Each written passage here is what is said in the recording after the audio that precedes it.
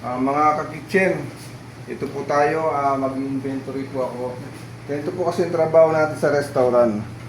Bilang chef po, in-inventory ko po yung mga available stock, tsaka yung mga non-available stock, sinusulat ko po yan. Ayun, yung mga non-available po, nire-request ko po natin yan. Ganyan po.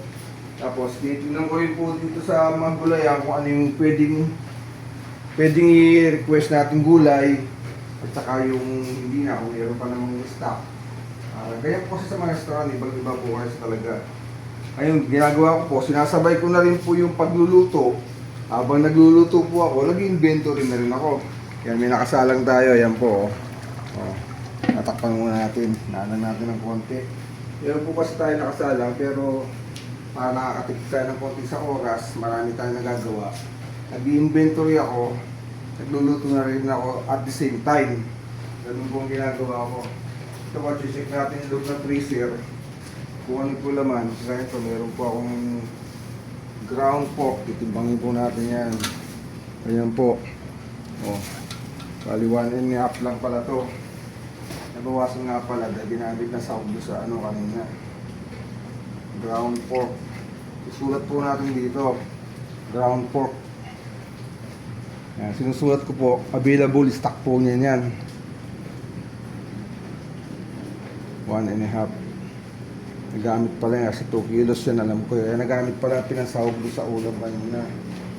Tapos ito, meron pa ako rito ano ba to? Chicken. Quarter legs na nakakat na, 2 kilos pa yan. 2 kilos. Tapos ano pa, meron pa naman available dito. Buo. 2 kilos yun, i-add ko to 1 kilo, bali 3 kilos po ang quarter legs ko. Yung susulat natin uli yan. Ganyan lang po trabaho natin dito.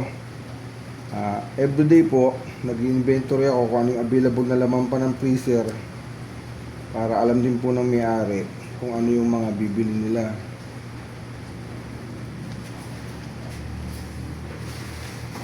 Kung meron akong anong matay na to, tansyato ko na eh. Nasa 1 kilo pa to eh. Parang kahapon ito, hindi ko nagalaw. Ayan. Tama, 1 kilo pa nga. Hindi naman nabawasan. Liver. Pork liver.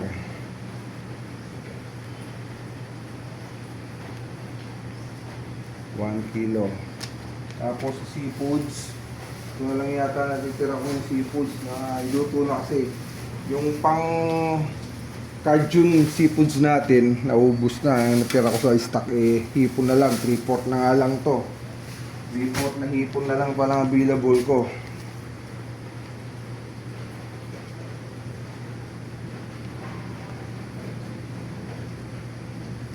Tapos titingnan dito natin sa kabila. 2 pinto kasi freezer natin. Kaya natin yung kabila. Ito may hotdog ako dito. Yan. 1 kilo hotdog, 1 kilo. Tapos french fries, 1 pack na lang. Yun na lang ang laman ng freezer ko. Wala na po siyang laman. French fries, 1 pack. Tapos hotdog is 1 kilo. 1 kilo. Ganun pong ginagawa ko everyday mga ka-kitchen. Ito po, nakikita nyo, habang nag-inventory ako, nagluluto na rin ako at the same time. Meron po ako nakasalang dito. Okay na, sige.